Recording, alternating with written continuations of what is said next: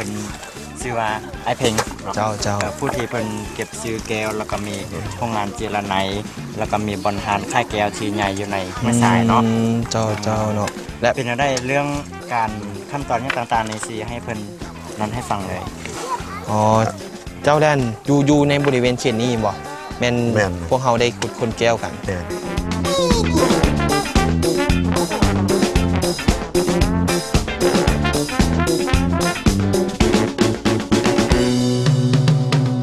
เอาเลยนี่ก็เป็นแก้วที่ว่าเพิ่นขุดคนได้เพิ่นขัดจรได้เนาะจะเป็นรูปลักษณะแบบนี้แต่ว่ายังบ่ได้เจรไนยังก่อนเจรไนเขาต้องไปเผามันก่อนกันตัวได้นำได้แล้วก็เจียได้เลยตัวได้น้ำมันจางหรือน้ำมันเข้มถ้าน้ำจางเขาก็เพิ่มเผามันแห้งไฟขึ้นขั้นตัวน้ำมันเข้มแล้วก็เจียได้เลยขั้นตัวเข้มไล่เขาเจียบ่ได้ยันบ่มีไฟบ่มีแววเขาก็ดึงมันค่อยล่าง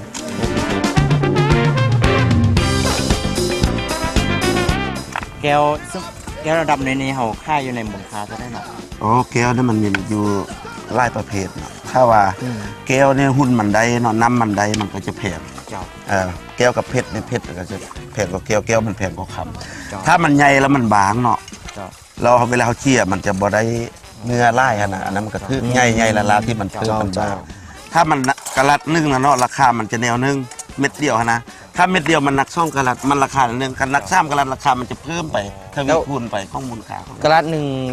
อันเท่าไหร่กะลัดหนึ่งคันไรอยู่กระตกประมาณอยู่3 เส้น 4 เส้นกี้ว่าสันๆเนาะแบบอันนะพอว่าเมื่อกี้แหละว่าอันเนื้อมันถ้าว่าซ่องกะลัดเม็ดเดียวนะมันมีซ่องกะลัดมันจะเป็นกะลัดหนึ่ง7-8 เส้นไปละบัดนี้ถ้าเม็ดหนึ่ง3กะลัดมันจะเก็บเป็นล้าน2 ล้านขึ้นเมื่อมันจะทวีคูณมันบ่แม่นทำมาสร้างร่วมกัน10กะลัดมาค่ายเท่ากันบ่แม่นแล้วจะประเภทแก้วมันอยู่ที่ความใหญ่ของมันใหญ่ถ้าได้ราคามันเพิ่มกัน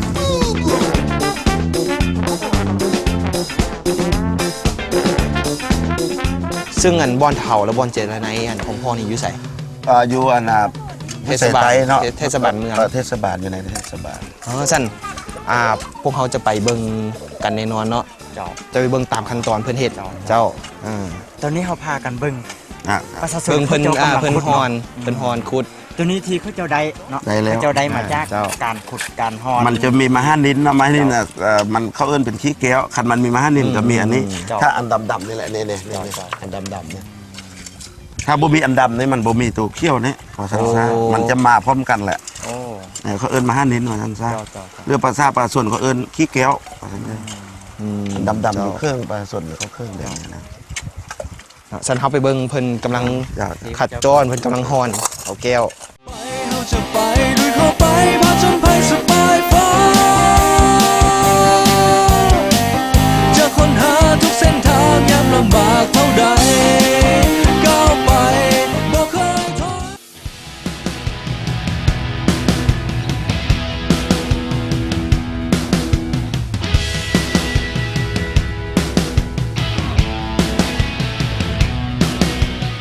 และตอนนี้แม่นเพิ่นกำลังขุดอยู่เจ้ากำลังขุดเกี่ยวไอ้ฮอน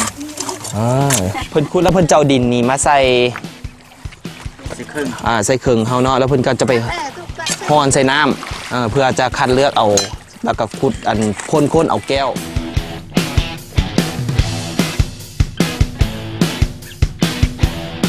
ก็ถือว่าสร้างรายได้รายรับให้กับประชาชนอยู่ในบริเวณเขตนี้อีกน้ำเนาะแม่นที่ว่าเป็นอาชีพเสริมหนึ่งก็ได้เนาะตัวนี้เนาะหลังจากที่เขาเจ้าเฮ็ดให้เฮ็ดนาแล้วก็หลังจากแล้วเข้าแล้วเขาเจ้าก็มาขุดตัวนี้เป็นอาชีพเสริมที่ว่า5รายได้เจ้า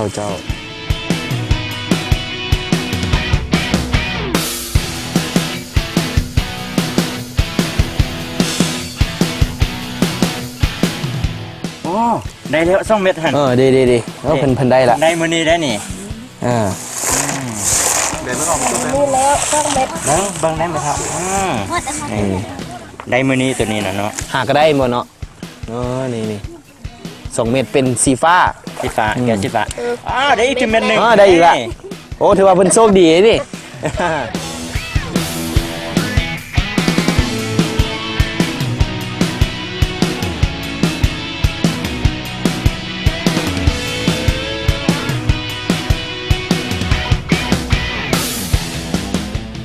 เจ้าและตอนนี้พวกเขาก็ได้ขุดค้นหรือฮอนแก้วมาดูในมือโก้เป็นทีห้อยแล้ว ก็จะมีพอค่าคือพอเนาะพอค่าคนกลางที่เพิ่นจะมาหับซื้อเอาแล้วไปเผาแล้วก็ไปเจียในไป แล้วก็เปรูปเป็นรูปแบบต่างๆเนาะ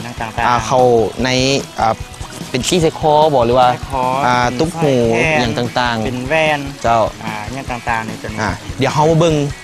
การเดินทางของแก้วจำพวกนี้ ตั้งแต่ต้นนี้จนไปฮอดจุดนั้นจะมีความงามส่ำใดเนาะเจ้า เป็นอะไรเรา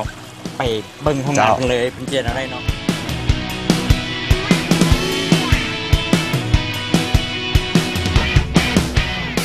เอาล่ะตอนนี้โบกับมันอยู่บอลที่เพิ่นได้นำเอาแก้วที่ได้ขุดค้นมาเจรไนอยู่ที่โรงงานของเพิ่นที่อยู่นี่แล้ว แต่ว่าผู้ที่จะนำพาพวกเขาไปเบิ่งขั้นตอนการเจรไนนั่นก็คือลูกสาวของพ่อเพลงเพิ่นได้ชื่อว่านงรักเนาะหรือว่าเอิ้นรักที่ซื้อก็ได้เนาะเจ้าสบายดีมื้อนี้เพิ่นจะพาโก้นี่มาเบิ่งขั้นตอนของการเจรไนแก้วที่เพิ่นหามาได้อยู่ที่ห้วยสลา โดยแม่ จนมาฮอดเอานำมาอยู่นี่แล้วก็มาเบิ่งขั้นตอนการเจรไนกันเลย โอเค ไปเบิ่งขั้นตอน ตามมาเลย นี้เลย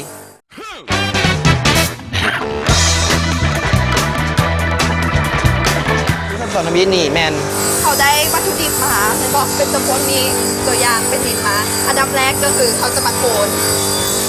อันนี้คือขั้นตอนโกน อันนี้เป็นนินเนาะ โดยมาเล่าเต้นที่เขาแค่ตอนนี้กำลังแค่ตอนนี้คือมันนิน อ๋อ เขาจะโกนเพื่อให้มันเป็นหูพางเพราะปกติขั้นมันนินยังพวกกันได้มาเขาจะเป็นหูพางไม่ธรรมชาติเห็นบอกเขาจะเอาเข้ามาเพื่อได้โกนให้เป็นหูเป็นทางให้มันประกาศเป็นเซ็กซี่มันแล้วแต่เขาว่าเขาอยากได้หูแบบได้จะได้นะเขาก็เลยเอาเข้ามาเป็น ว่าเขาต้องได้ โดยมาแล้ว ยังไงคุณจบไม่ได้เขาต้องได้มา แม่ละ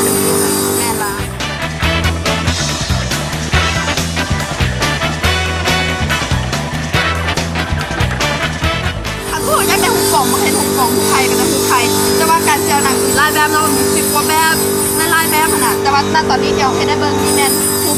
เขาจะห้องกันแต่งเริ่มต้นอันนี้มาตั้งแต่นี้แล้วเดี๋ยวเข้าไปเขาจะต่อ คือทวิตจะเป็นอย่างซี่ก่อน อ่าฮะ ต่อมาหลังจากที่เพิ่นมาเฮ็ดเป็นรูปแกนแตกก็จะออกมาไปในรูปแบบนี้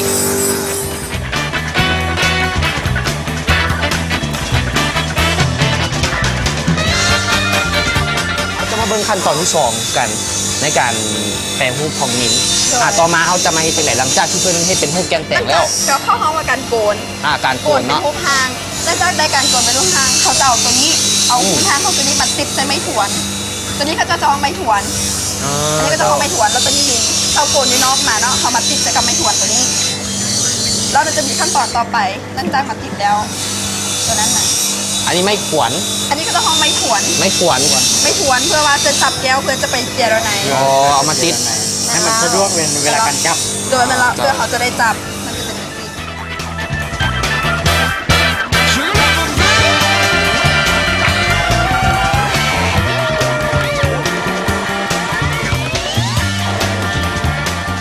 ดตั้งมาจับแล้วนะเขาก็จะมาปั้นตัวนี้ก็จะห้องว่าการปั้นเพื่อให้มันเนียนขึ้น คือปกติเขาติดมาแล้วมันจะบดเนียนมันจะเป็น มันจะเบี้ยวมันจะ โดย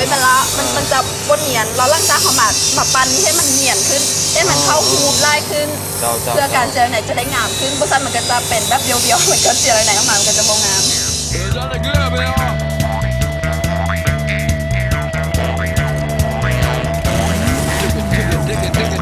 เจ้าหลังจากที่เห็ดให้มันเนียนแล้วปุ๊บเขาจะมาขั้นตอนในการเห็ดให้ต่อไปตัด การตัดโดย ตัดแนวใด การตัดเหลี่ยมมันจะมีน้ำมาเป็นตัวซอยให้กับมันเป็นตัดเหลี่ยมเข้าคือเมื่อกี้มันเนียนนะบอทีนี้มาป้าหันจะเห็ดเขาต้องการสักเหลี่ยมก็คือมาตัดนี่จะเป็นแผ่นทองแดงที่มันอัดเห็ดไว้เพื่อมันเข้าผสมกับน้ำแล้วมันจะเห็นให้มันเข้าในเหลี่ยมแต่ละเหลี่ยมเขาต้องการ เรียมมันบอก โดยไม่ละแก้วตัวแต่เหลี่ยม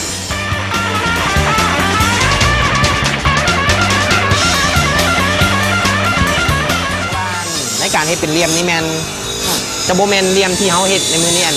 คือเขาจะเห็ดในรูปแบบอื่นนี่ก็ได้บ่ มันแล้ว อ๋อ มันแล้ว เจ้า แล้วแต่ว่าเขาต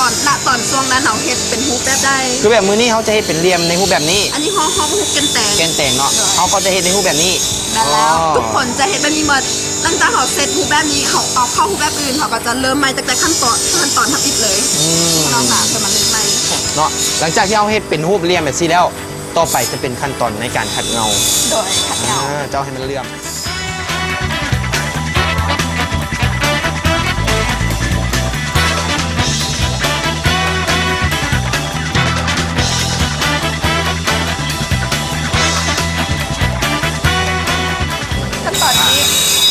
กดหน้าเลยคือการกดหน้าก็คือการเฮ็ดเหลี่ยมเครื่องกลางก่อนเริ่มต้นปึ๊บเขาต้องให้มันอยู่ให้มันเงาเครื่องกลางก่อนหลังจากนั้นมาเขาจึงมาเงาทางข้างโดยแล้วกดหน้ามันจะมีตัวนี้ก็จะพร้อมตุ๊กตาอันนี้ของบริเจียมือเขาเป็นเจียการเจียไหนมีต้องแบบมีการเจียตุ๊กตากับเป็นการเจียมือแต่ตัวนี้เขาจะเจียตุ๊กตาเขาจะมีตัวนี้เนาะมีตุ๊กตาแล้วก็มีไม้ถวน เป็นเครื่องจักร แม่นแล้ว ที่ช่วยในการเจรไน แม่นแล้ว เจ้า แม่นแล้ว คือตอนนี้จะในการคัดเงาก็จะมีเป็นไปตามขั้นตอน อันนี้กดหน้า จะกดหน้าก่อน กดหน้าแล้วเราจึงมาเงาเลียมข้าง เจ้า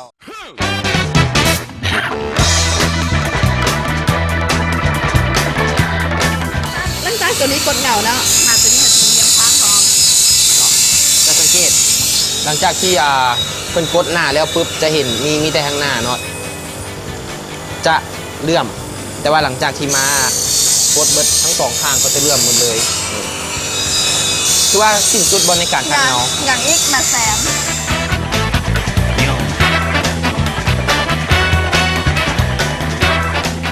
ไม่ชอบแบบนี้จะแซมก็จะมีแซมบนแล้วก็แซมล่างตัวอย่าง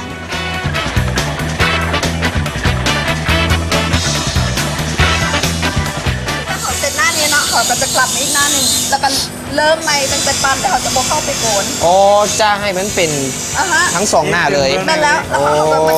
แกะก็เริ่มต้นจากติดไม้มาแกะแล้วก็ติดไม้แล้วก็เริ่มจากไปปั้นแล้วก็มาได้เมื่อกี้ที่เราเลย เจ้าได้หลังจากนั่นเซตสมบูรณ์แล้วจะนำไปใส่ต่อไปจำหน่าย แม่นแล้ว คือจะมียูฮานของน้องหลัก โดยแม่นแล้ว ซึ่งจะอยู่ในตัวเมืองเทศบาล แม่นแล้ว หลังจากที่เฮาเฮ็ดมาได้ตามขั้นตอนเซตสมบูรณ์แบบเป็นที่ม้อยแล้ว ก็จะไปวางจำหน่ายอยู่ที่ห้านอยู่ที่เทศบาลตัวเมืองเนาะเขาจะเบิ่งตัวที่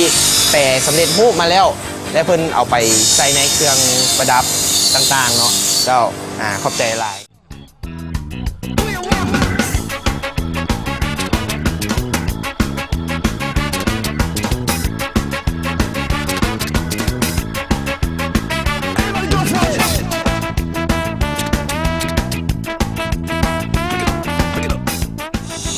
เราทำส้มและตัวนี้นี่ก็เป็นแก้ว ซึ่งเมื่อกี้เขาไปเบิ่งการเจรไนนั่นก็แมนนิน แต่ว่าตัวนี้นี่จะเป็นแก้วที่เพิ่นได้เจรไนกันเป็นที่ห้อยแล้ว แต่ว่าเรือขั้นตอนสุดท้ายนั่นก็คือเอาไปแช่โซดาไฟเพื่อให้มันออกจากไม้ถวน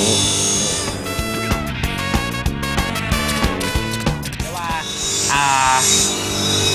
เพิ่นจะเฮ็ดเป็นมืออย่างเช่นมือนี้เนาะเพิ่นจะเฮ็ดเจรไนนินเพิ่นก็จะเฮ็ดแต่เจรไนนินแต่ว่าแก้วนี่เพิ่นเฮ็ดได้เฮ็ดเมื่อวานนี้แล้วถ้ามือใดที่ว่าเจรไนแก้วนี่เพิ่นก็จะเฮ็ดแต่เจรไนแก้วเท่านั้นและหลังจากนั้นแก้วจำพวกนี้นี่ก็จะเดินทางไปสู่ห้างจำหน่ายนั่นก็คืออยู่ที่เทศบาลตัวเมืองของเมืองห้วยทรายนั่นแล้วก็จะเอาไปประดับนำเครื่องเงินเครื่องทองต่างๆ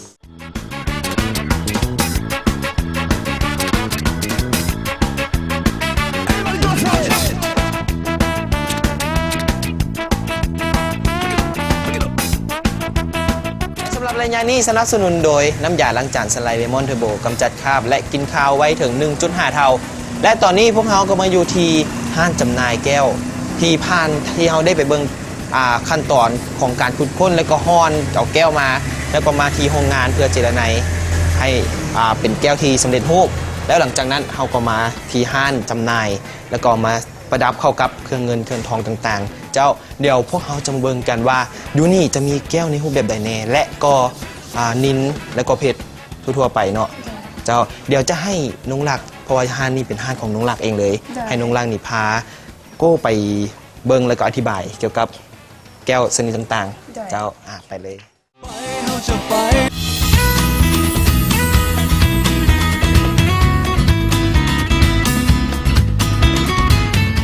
ที่เมื่อกี้ที่เขาไป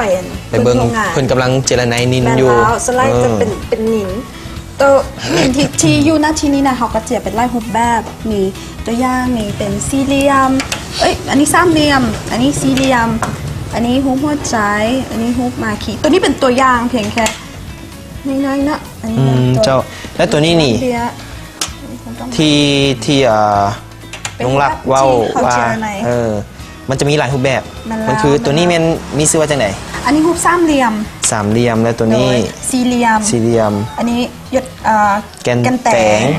หัวใจ หัวใจเนาะตัวนี้ โดยลังเบียรูปดอกไม้ ดอกไม้ รูปหยดน้ หุ่มหยดน้ ำโดย แล้วก็หยดน้ำมันก็มีเป็นอีกหยดน้ำเป็นหยดน้ำลังเบียตัวนี้คันบะเลียงของบอง ำเทียบตัวนี้นี่ราคานี่จะ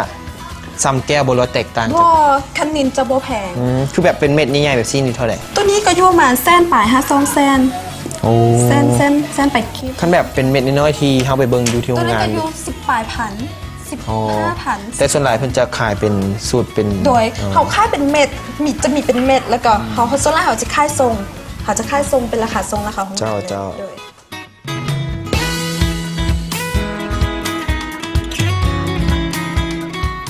เดี๋ยวเฮามาเบิ่งแก้วกัน โอเค ตัวนี้จะเป็นแก้วห้วยสาย แก้วห้วยสายตัวนี้เป็นแก้วห้วยสายหมดเลยโดยสีฟ้านี่จะเป็นแก้วห้วยสายหมดแล้วก็ เจ้า จะ นำออกมาเบิ่งตัวอย่างจากอัน แม่นละคือตัวนี้เนาะ อ่า ตัวนี้มันค่อนข้างจะใหญ่เนาะตัวนี้มีน้ำหนักอยู่6 กะรัตตัวนี้ของเจ้ากล่องบอมันจะได้เห็น ได้ โอเคเนาะมันจะได้เห็นแจ้งจะได้ฟ้าอธิบายตัวนี้นี่อยู่ประมาณน้ำหนักประมาณ6 กะรัต เจ้า โดยตัวนี้มันอาจจะน้ำเข้มมันยังพอแก้วอันคันมันหน้าปุ๊บแล้วมันน้ำจีเข้มแต่คันว่าสมมติคือตัวน้อยๆคือน้อยๆคือจังซีกะมันก็จะน้ำมันก็สีงาม แต่มันจะน้อยมันจะบ่มีแต้บ่มีใช่แต่มันก็ ซึ่งราคานี่จะตกอยู่เท่าไหร่ถ้าเป็นแก้ว ถ้าเป็นแก้ววะมันเป็นกระดาษ ขนาด ตัว แบบ นี้เนาะ ขนาดน้อยนี่ราคาจะ โอเค แนวหนึงต่างหากถ้าใหญ่ขึ้นมานี่ก็จะแนวหนึงต่างหาก คือตัวอย่างตัวน้อยนี้เนาะตัวน้อยนี้ที่อยู่เม็ดหนึ่งกะรัตเนาะเขาจะค่ายประมาณ5 แสนสมุดตัวอย่างเนาะ 5 ตัว5 แสนกิฟต์ต่อกะรัตแต่คันมาเป็น6 กะรัตปุ๊บมันจะชื่อกะรัตต่อกะรัตหนึ่งประมาณ2 ล้าน 2 ล้าน โดยคือสมมติกะรัตหนึ่ง2 ล้านถือ6ตัวนี้คือ6 กะรัตเนาะ6 กะรัตก็ชื่ออยู่12 ล้านโดย12 ล้านโดยก็ถือประมาณ12 ล้านคือแต่ตัวนี้มันก็ชื่ออยู่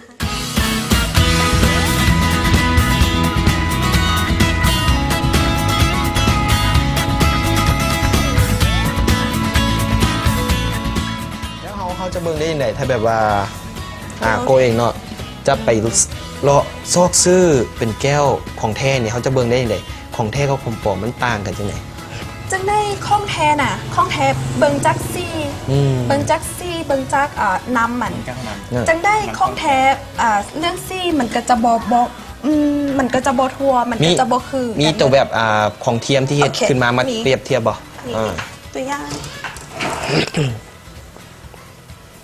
ตัวนี้เนาะตัวนี้เป็นข้องเทียมเห็นปะจะสังเกตว่าเรื่องมันจะไส้หมดเลยมันจะบ่มีหอยแตกเรื่องน้ำเรื่องซี่ยังจะคือกันหมดแต่คันเป็นข้องแท้จังได้มันจะมีเส้นมันจะเป็น มันจะมีเส้น หอย มันจะมีน้ำ มันจะมีน้ำมันจะมีเส้นมันจะเป็นห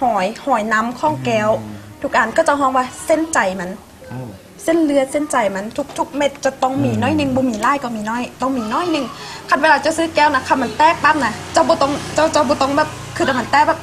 ต้องเบิ่งมันแตกกับหอยมันบ่คือกันเด้หอยเส้นหัวใจกับหอยแตกโดยมันจะบ่คือกันคันแตกก็คือมันจะแตกแต่คันเป็นหอยน้ำมันก็อีกต่างหาก จะเป็นเส้นธรรมดา โดย เนาะ เป็นเส้นซี่น้ำมันจะต่างหากมันจะบ่แม่นแตกมันจะเป็นหอยน้ำคันข้องแท้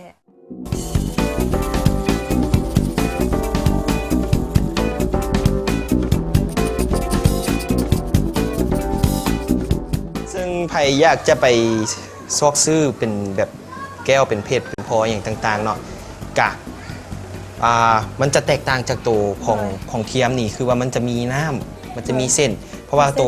วของเทียมนี่มันจะใสหมดเลย มันจะไส้เบิ่งเลย จะใสหมดเลย แต่ก็ดีแท้เขาจะมีเครื่องกวนให้ก็จะกวนให้เบิ่งก่อนที่จะอันนั้นคือมันก็จะเป็นเผ็ด เอาอยู่นี่มีเครื่องกวดบ่ อ้อมีเจ้า อ่า คือตัวอย่างนะคันต่อไปก็จะกวนให้มันก็ดีนะมันก็จะได้ไงมันจะได้มั่นใจขึ้นคันช่วงมีเครื่องกวน อืม คือตัวนี้เนาะคันว่าเป็นสีเขียวนี่จะเป็นไดมอนด์เนาะตัวนี้มาคันว่าเป็นอันอยู่ตัวนี้มันจะเป็นรูบี้กับซัฟไฟร์อยู่ประเภทแก้วหอมมันจะอยู่ในบลูซัฟไฟร์เพราะในซัฟไฟร์มันก็จะมีเป็นเยลโล่ซัฟไฟร์กรีนซัฟไฟร์มีอย่างแต่ของเราในประเทศลาวเขาจะมีบลูซัฟไฟร์จะเป็นหองจากเพชรก็คือความแข็งอันดับ10แต่ตัวนี้เป็นซัฟไฟร์จะอันดับ859ในความแข็งแล้วก็เรื่องราคาจะเป็นหองจากเพชรคืออันดับ1ก็คือเพชรอันดับ2หมายคือเป็นซัฟไฟร์กับรูบี้ แ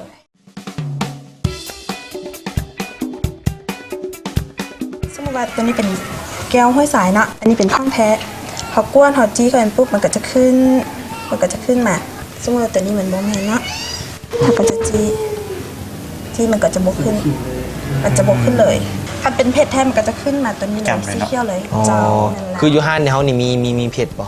ห้าเขาบ่มีเจ้ามีแต่แก้วห้อยสาย เจ้าเนาะและเขาเห็นเป็นแก้วไอซิแต่ว่าเขามาเบิ่งตัวที่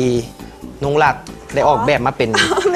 ใส่กับเครื่องเงินต่าง ออกแบบเองแล้วก็ให้ได้สร้างขึ้นตัวเลยตัวนี้พวกนี้ตัวย่างตัวนี้มันจะเป็นแก้วแท้แล้วก็ใส่ตัวเรือนเงินแท้ตัวนี้เป็นแฮนด์เมดบ่ได้เป็นแมชชีนคือการฟังการเจรไน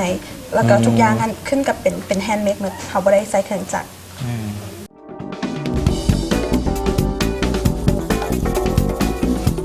เจ้าก็ถือว่าอยู่ที่ประเทศลาวนี่ก็อยู่ที่แข่งบวกแก้วเนาะคือถือว่ามีแห่งเดียวเลยบอกที่ว่ามีแฮของพวกแก้ว แต่แล้วทั่วประเทศลาวที่เป็นสปายที่เป็นบลูสปายทั่วประเทศลาวจะอยู่ในบอกแก้วเพียงแค่แคว้งเดียว อาจจะมีอัตตปื้อแต่มันจะเป็นสีเขียวตัวนั้นมันจะบ่มีราคาซ้ำกับสีฟ้า อ๋อเจ้าเนาะขอบใจน้ำนองมากหลายๆเนาะ เดี๋ยว ที่ได้เอาความรู้เล็กๆน้อยๆเกี่ยวกับเรื่องแก้วเรื่องพลอยแล้วก็เรื่องนินต่างๆ ที่มาให้มาเว้าให้โกได้ฟังเนาะเจ้าคือว่ามื้อนี้ฮู้หลายเติบเลยเจ้าเดี๋ยวบางทีซีเลือกซื้อไปฝากพี่น้องอย่างอยู่ทางบ้านนี่ได้บ่ลดราคาให้ได้บ่ โอ้ยพิเศษ ว่า เลยมัน50%เลย โอ้โห50%